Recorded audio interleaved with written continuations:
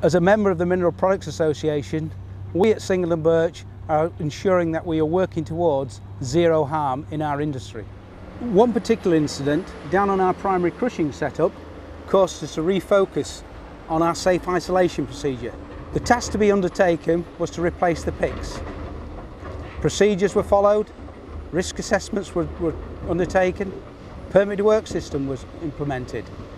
Every one of the persons working on the task locked off with their individual personnel locks. The next step in the isolation procedure was to check to see if the crusher started. A plant operator went to the local start button, pressed it, and the crusher started. The cause of the incident was found to be a faulty isolator.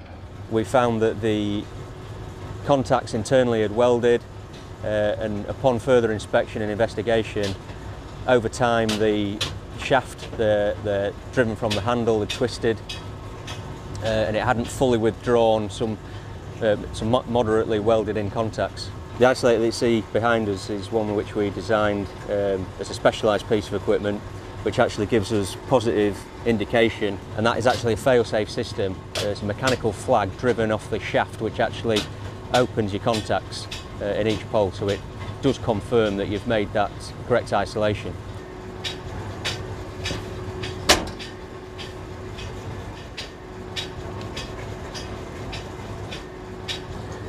Okay, just to point out a few features internally which we've had developed is obviously the flag mechanism, which is directly driven off the main shaft of the switch.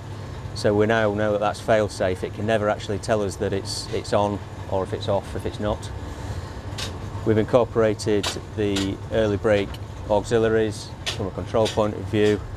We've beefed up the main switching shaft. You know, in the past we've had these been bent and twisted, and these are much bulkier now, so they do engage with the switching mechanism. Having the positive indication externally to the switch has obviously filled us with a lot more confidence that we're not going to have any incidents like we've had in the past.